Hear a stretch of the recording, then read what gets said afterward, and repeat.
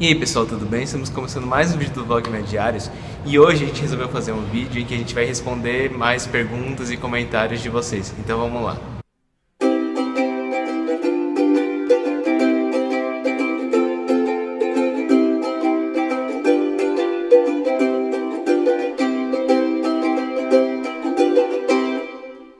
Então vamos para a primeira pergunta do vídeo, que é da Alessandra. Falem sobre o sistema de provas semestrais da USP, a média de nota, matéria, quantidade de provas, se tem prova prática, etc. E mandem beijo. Então beijo, Alessandra. Então, vou começar assim pela média. Na USP toda, a média das nossas notas é 5. A gente entra e está acostumado com a escola, que é 6, algumas são 7, a gente acha que é muito baixo, mas aí quando a gente está na faculdade a gente percebe que 5 às vezes é muito difícil de conseguir. A gente não tem assim necessariamente provas semestrais, né? É que a gente tem muitas matérias e as provas são ao final de cada matéria.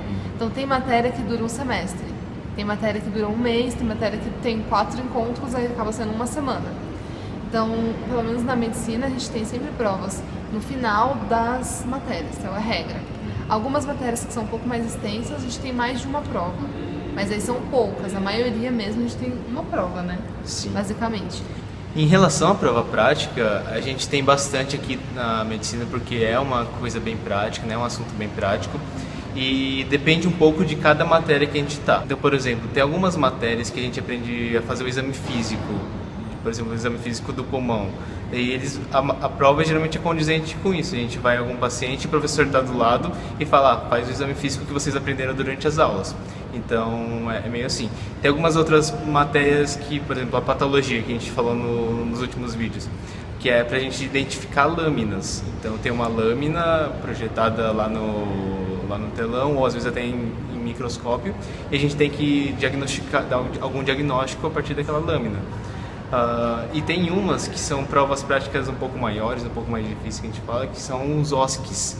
OSCE é uma sigla do inglês que significa Objective Structure Clinical Examination. Então é meio que uma prova prática baseada em estações, e em cada estação a gente tem um objetivo com aquilo. Então, por exemplo, eu contar a nossa experiência numa prova de propedêutica que a gente teve há pouco tempo. A gente tinha, sei lá, 4 estações e a gente estava então na primeira estação. Lá na primeira estação tinha uma instrução para a gente em cima da mesa. Daí tinha um ator ou um estudante fingindo ter alguma coisa e falava assim, o paciente veio com queixa de sei lá o que, com esse sintoma, e agora faça o exame físico que você acha necessário. Daí a gente fazia isso, depois ia para a próxima estação. E a próxima estação era, você está de plantão e recebeu essa radiografia, como você interpreta? Daí você fazia isso, depois vai para a próxima estação. Então era bem legal e na verdade é um pouco tenso, né? Porque pode cair muita coisa e são várias estações, então você tem que ir em uma, depois já esquecer daquele assunto e ir para o próximo assunto, porque é meio uma gincaninha, então você tem tempo cronometrado. Faça essa tarefa em 2 minutos, faça essa tarefa em 5 minutos. Então é um pouco tenso, dá uma adrenalina um pouco alta. Então essas são as provas práticas. Muita gente pergunta também se no curso de medicina tem recuperação, como que funciona a DP, essas coisas. Na USP como um todo, se você tira de 3 a 4.9, você tem direito a fazer uma prova de recuperação. Então você não necessariamente tem que ver todas as aulas de novo, você simplesmente estuda em casa o assunto e vai em um dia marcado pelo professor para fazer uma nova prova. E é um processo bem tranquilo, então as pessoas não se desesperam tanto quando pegam uma recuperação. Isso nem aparece no seu histórico permanente, por exemplo. Ninguém vai saber que você fez uma REC se você passar na prova. É só uma coisa meio que entre você e o professor, sabe? Daí se você tira menos do que 3, aí você já pega DP, que eles falam, que é dependência na matéria. Então você vai ter que refazer a matéria de novo no outro semestre que ela for dada. Aí as pessoas acabam, às vezes, conversando com o professor para não ter que assistir todas as aulas, quando é uma coisa mais teórica. Outros tentam juntar com as grades, né, quando se acumula muitas DPs. E daí, por exemplo, para passar de ciclo, do primeiro para o segundo, do terceiro para o quarto ano, você tem que ter cumprido algumas matérias básicas para que você consiga ir para o próximo ano. Por exemplo, quando a gente terminar o quarto ano, a gente vai para o internato, então a gente não pode ter nenhuma dependência. para começar um internato livre, assim. A próxima pergunta é do Caio Soares. Ele diz: qual a maior dificuldade na faculdade? Ele também falou pra gente falar um pouquinho sobre o erro médico, então obrigado, Caio. Sobre o erro médico, a gente pensou em fazer um vídeo especial, então, porque é um tema super polêmico e interessante para todo mundo, então a gente vai fazer esse vídeo daqui a pouco, aguardem, tá bom? E agora sobre as dificuldades na faculdade. A cada semestre, a cada ano, a gente tem dificuldades diferentes, mas acho que a dificuldade que se mantém constante em todos os anos é a gente organizar o tempo e conseguir estudar. No começo a gente tem mais tempo livre porque as aulas não são tão densas, então a gente poderia estudar mais, só que a gente acaba fazendo muita coisa extra, que são as ligas, pesquisa, tem atlética, então as pessoas teoricamente têm mais tempo, só que a gente acaba fazendo muita coisa, então continua tempo livre assim de aulas, né? Então acaba tendo dificuldade de se organizar para estudar. Depois chega agora no 4º ano, a gente tem aula que realmente vai até o meio-dia, que realmente vai até às 6 da tarde, e a gente tem que chegar em casa cansado e estudar. Então se organizar para conseguir fazer isso, que é importante, acho que é a maior dificuldade. E também tem estresse, toda essa pressão do curso. Acho que conforme a gente vai ganhando mais responsabilidade e aprendendo mais coisas, a gente é mais cobrado. Eu acho que isso é uma coisa também que a gente começa a pensar: nossa, estou no 4º ano e não sei algumas coisas. Aí começa a dar aquele medo. Pelo menos pra mim, eu acho que é uma dificuldade que eu penso: será que eu vou me formar e não vou saber isso? Tem uma cobrança, assim, pessoal sua consigo mesmo, sabe? Você quer começar a melhorar para ser um bom profissional, porque agora a gente já foi mais da metade do curso, pelo menos pra gente, né? Então a gente tem que começa a pensar: nossa, daqui a pouco a gente realmente vai ser médico, a gente tem que levar tudo muito a sério. Tudo que a gente puder aprender, a gente tem que aprender agora, para poder ser o melhor profissional possível. Então a gente começa a se cobrar bastante em relação a isso. E nisso vem a pressão dos estudos, como a Bianca falou, e a falta de tempo. Então tudo isso é uma grande dificuldade para os estudantes de medicina em geral. Então agora vamos para a pergunta da Brunelli. Ela mandou pra gente pelo Snap. A gente tinha pedido sugestões de vídeos, né? Ela falou pra gente falar mais sobre residência, internato, especialização, que ela não tinha entendido muito bem como funcionava. Ela queria saber se era pago a especialização, se você podia fazer mais de uma. E também ela perguntou sobre níveis de estudo e carreiras médicas. Então, mestrado, doutorado estaria dentro, entre outras coisas. Então, Brunelli, a gente já falou um pouquinho sobre isso no nosso vídeo Internato e Residência, qual é a diferença. Mas muita gente ainda ficou com algumas dúvidas, então a gente resolveu retomar o assunto agora nesse vídeo. Então, só para deixar bem claro, o internato faz parte da faculdade, são os 2 últimos anos da faculdade. Então, no internato a gente ainda é estudante de medicina, a gente não ganha nada para isso. E a gente faz vários estágios em várias especialidades, grandes áreas, enfim, da medicina, que consideram que todo médico tem que saber, independente da especialidade, você tem que ter uma noção de todas dessas áreas que a gente passa. Daí, depois que a gente acaba o internato, a gente se forma. Uma vez se formando, a maioria das pessoas quer se especializar em alguma área. Então, muita gente procura um programa de residência. No programa de residência que você vai se especializar. Não é obrigatório, você já é médico, assim, você pode atuar trabalhando como médico, mas você não é especialista. E hoje em dia, meio que o mercado exige muito pelos especialistas, enfim. Então, muita gente acaba se procurando essa residência. Para você entrar na residência, você tem que prestar uma prova. Essa foi uma grande dúvida também que recebemos. Nessa prova, cai conteúdo da medicina, entendeu? Muita gente perguntou se cai de novo conhecimentos gerais, tipo vestibular. Não, é só coisa que você aprendeu na faculdade. Então, todas as questões são casos clínicos, sobre a medicina, sobre fisiologia, anatomia, tratamento, essas coisas assim. E uma vez que você é selecionado, você ficou entre os melhores da área que você quer, você começa o seu programa de residência. Esse programa de residência, você já é médico, então você já está meio que atuando, mas ao mesmo tempo você está aprendendo melhor uma área. Por isso se considera que além de estudar, você está meio que trabalhando. Você não tem que pagar nada para fazer residência, pelo contrário, você recebe uma bolsa de auxílio. A bolsa não é muito grande, essa é uma grande crítica dos programas de residência hoje em dia, que faz muito tempo que a bolsa é a mesma coisa, hoje em dia está em torno de R$ 2.500, aqui em São Paulo pelo menos, e considerando o custo de vida da cidade, é uma bolsa meio pequena, mas mesmo assim já é um passo a mais do que você não ganha nada na faculdade, né? E assim, é permitido você fazer mais de uma residência sim, Não ao mesmo tempo, mas depois que você acaba uma, você pode fazer outra, ou se você quiser desistir de uma, você pode entrar em outra, desde que você passe de novo pela prova, né? E aliás, muitas das carreiras, das especialidades, você precisa fazer mais de uma, porque uma residência é pré-requisito para outra, enfim, tem um monte de coisa assim.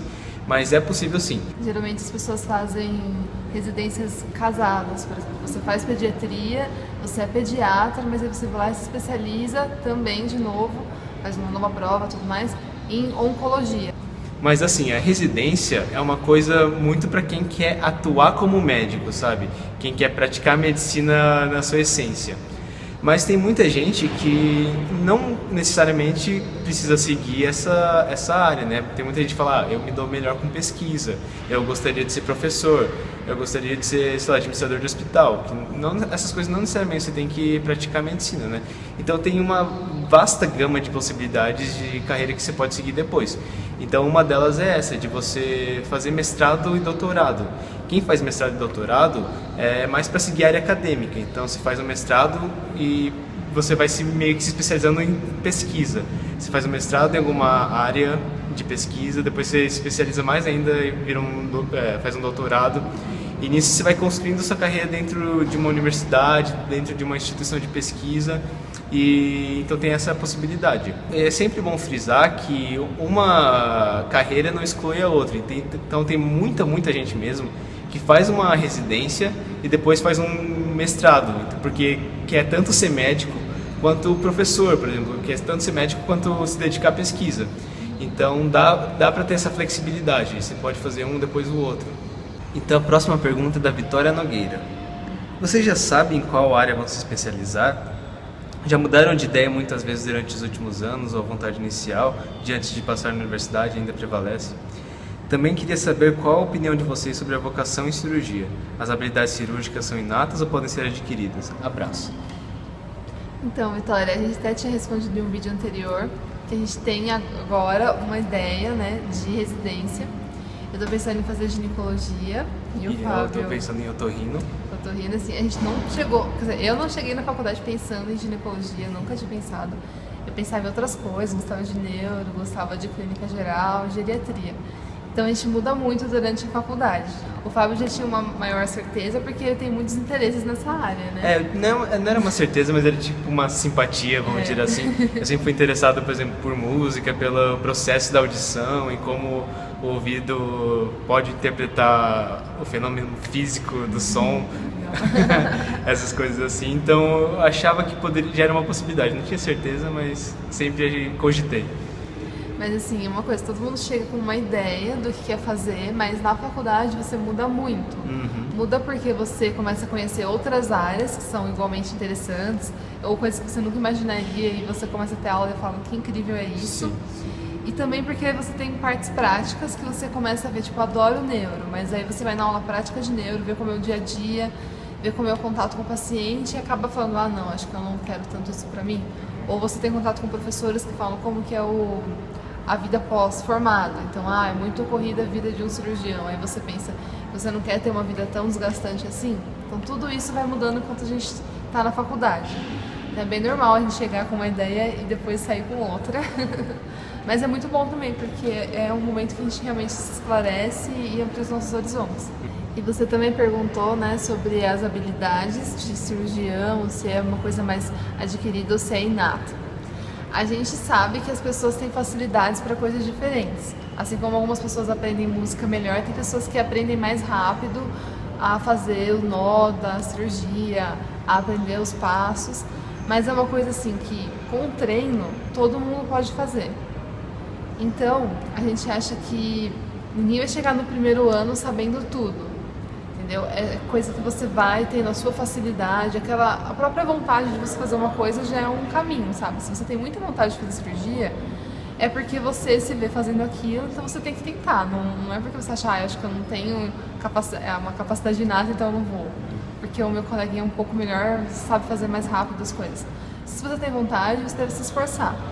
Então, todo mundo vai ter aula e depois quando você for, se você seguir para a área de cirurgia, cirurgia exige muita técnica, então muito treino. É igual matemática, você tem que treinar muito para você ficar assim bom e fazer sem pensar muito. Cirurgia é a mesma coisa, a gente tem que treinar. Tanto que falam, por que as pessoas confiam mais no cirurgião mais velho? Porque sabe que ele fez mais cirurgias, ele já viu muita coisa, então ele tem uma habilidade maior realmente, porque ele fez mais vezes.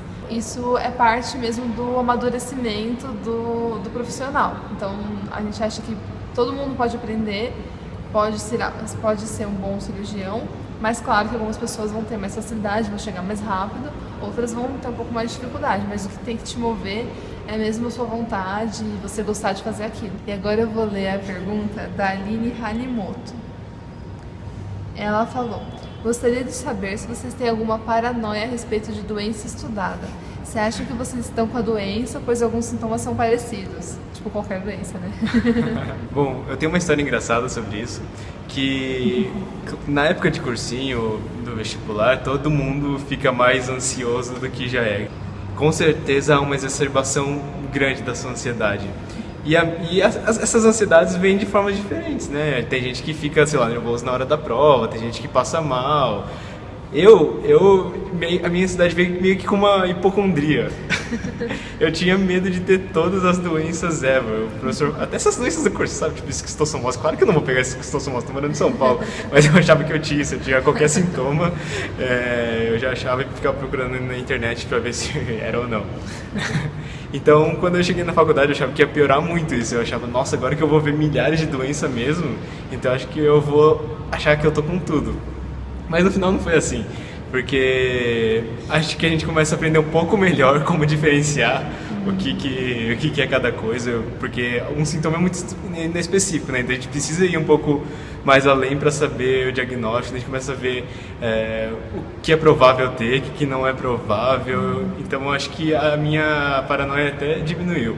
Mas claro que sempre a gente começa a ter algum sintoma, por exemplo, fica um pouco doente, a gente começa a hipotetizar o que é, né? A gente, lembra que a gente viu na aula, será que é aquilo? A gente sempre tem medo dos piores diagnósticos. A gente fica, nossa, mas será que eu peguei aquela coisa? Não, será que eu tô com aquilo? Dá um medinho. Uma outra história que eu lembrei, agora da Bianca. Minha? Meu Deus, gente, não sei. Deixa eu falar. Um dia a Bianca tava voltando não sei de onde. Ah, sim, tava voltando do postinho.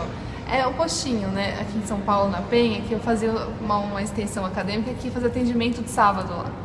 E nesse dia eu tinha ido de sapatilha, vou contar uma história. Tá, conta. Agora vai ser a história da Bianca. Eu tava voltando e eu tinha ido com uma sapatilha meio furadinha, assim. E daí tava chovendo demais, super chovendo. Então tava muita água. E não tinha como eu escapar da água, porque eu tinha que ir até o metrô. E era uma boa descida até o metrô. Então fui, molhei meu pé, mas aí depois eu fiquei com uma super paranoia. Eu achei que eu ia pegar leptospirose, porque tinha muito lixo também por ali. Daí eu falei, não, pronto, peguei leptospirose. É verdade. Tenho certeza que eu peguei leptospirose. A Bianca durante umas 2 semanas ficou falando, será que eu tenho leptospirose? Quais são os sintomas mesmo? Sim, nossa, eu fiquei com muito medo de ter pego. Mas enfim, aos poucos a gente vai aprendendo a lidar com isso. A gente vai tanto aprendendo o que a gente está sentindo, se é relevante ou não, e a gente vai sabendo diferenciar melhor as doenças. Mas claro que sempre a gente fica brincando de tentar acertar o diagnóstico.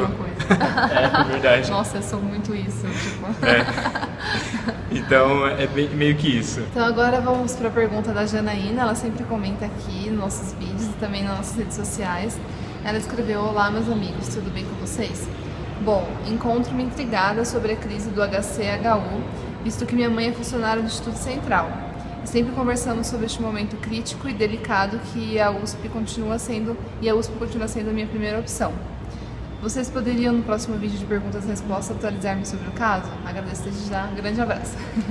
Então, Janaína, apesar da crise estar afetando os dois hospitais, tanto o HC quanto o HU, acho que de uma forma bem intensa, a sua mãe pode até dizer melhor, acho que a gente, sobre o HC, os estudantes em si estão bem preocupados com o HU, por causa daquele negócio que a gente já falou algumas vezes sobre a desvinculação, que talvez não pertença mais à USP, e para quem que vai à gestão.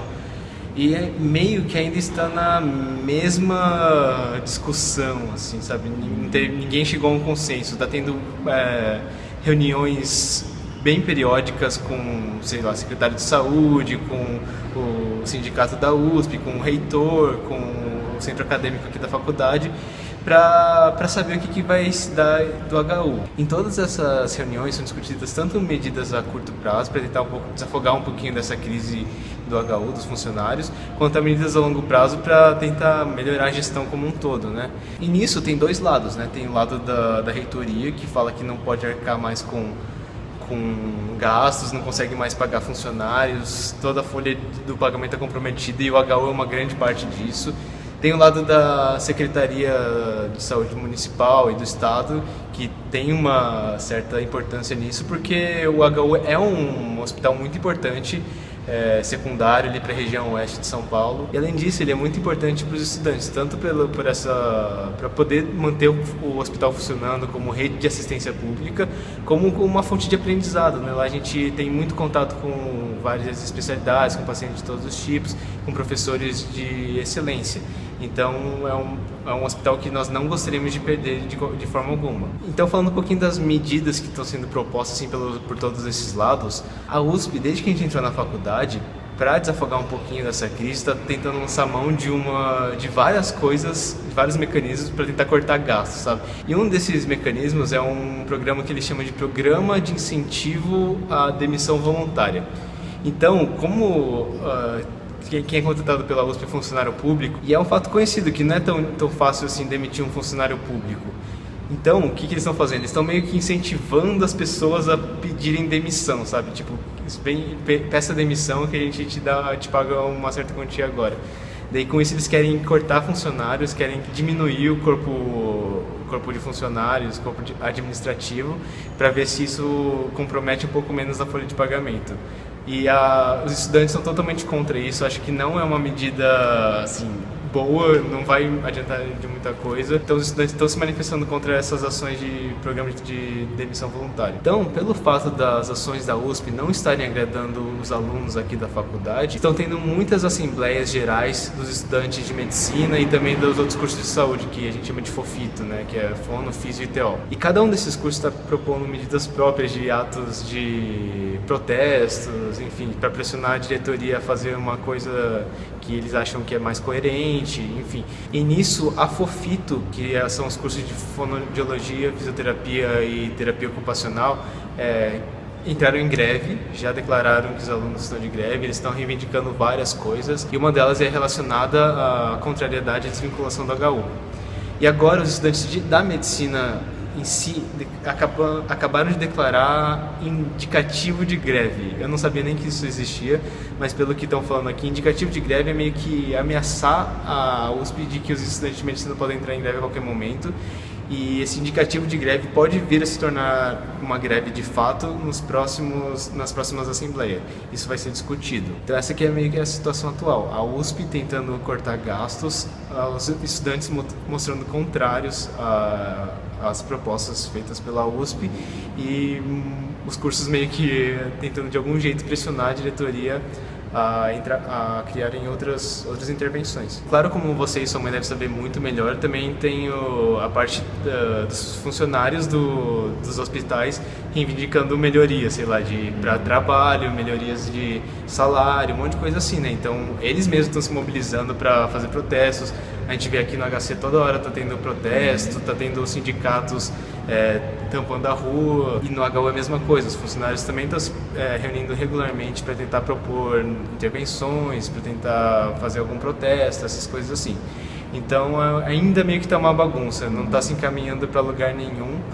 A gente espera que se resolva, né? Espera que se resolva para todo mundo poder trabalhar com dignidade. Sim. E a gente possa ter nossa faculdade com um bom hospital e atender a população mesmo, porque se o HU fechar, não vai prejudicar só a gente que está estudando, mas toda aquela comunidade que precisa daquele hospital. Então essas foram as perguntas que a gente selecionou, a gente tem bastante sugestões de novos vídeos que a gente vai continuar fazendo. E agora a gente vai mandar ois e beijos, fazia muito tempo que a gente não mandava os recadinhos e falava com vocês, Porque a gente ia ser desorganizado, né, como a gente falou, mas agora a gente tá com uma planilha muito bonitinha, então a gente vai voltar a falar. Mas como são muitos, então eu não sei se a gente vai conseguir falar todos de uma vez só, então não se preocupe se a gente não falar oi pra vocês dessa vez. A gente tá com uma lista aqui por ordem de chegada.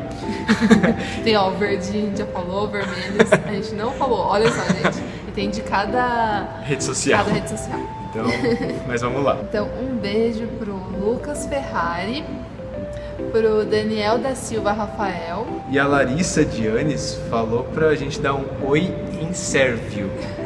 Ela mandou aqui escrito e a gente não sabia como que era. Então a gente foi procurar no Google Tradutor pra ver qual que é a pronúncia e a gente ouviu alguma coisa como tchau, algo assim. Então, é isso aí. Então, um oi pra Júlia e o Cari, pro Murilo de Deus Maria. Também um beijo pro Gustavo Cruz Cruz, sempre comenta nos nossos vídeos. A Júlia Vitória Lima Medeiros. Um beijo pra Vitória Sabrina. Também pra Bia WTF, não sei o seu nome inteiro. Um beijo pra Andréia F. Silva. E também pro Ítalo Coutinho Pegoraro. Continuando, um abraço pro Kaique86. Pro Conte Dark Vine, pra Lohana Francisco e pra Alessandra, que a gente inclusive leu a pergunta dela, então um beijo, Alessandra. Então, até agora tinha sido do YouTube, sobraram alguns, mas a gente vai tentar fazer um pouquinho de cada rede social. Então, do Instagram agora. Um beijo pra Iana Snow, pra Alessandra Nigard, eu não sei se pronuncia assim, mas beijo, Alessandra. E agora deixa eu mandar um beijo pro Silvio, é com vários isso, ele conversa com a gente pelo Snap. Também beijos pra Luana Viana e pro Igor Menezes, que conversaram com a gente pelo Facebook. Então tem mais alguns que a gente não mandou ainda oi aqui. Não se preocupe que a gente vai mandar, nem que seja no nosso vídeo de Mediários em Off, a gente vai mandar com certeza, estamos anotando tudo agora, então aguardem. Então, além desses pedidos de oi e beijo que a gente recebeu pela internet, gostaria de mandar um beijo pro meu irmão Felipe Jun, que sempre nos acompanha e é um grande fã nosso, então beijão Jun. E também a gente gostaria de fazer um agradecimento super especial pro João, do Med Canal. Ele também é estudante de medicina, tem um canal no YouTube aqui, quem não conhece dá uma olhada lá. E ele fez um vídeo falando sobre 5 canais de medicina que ele recomenda aqui no YouTube. E dentre eles ele nos citou. E a gente ficou muito feliz mesmo por ter sido citado, ele falou bastante bem da gente, então a gente até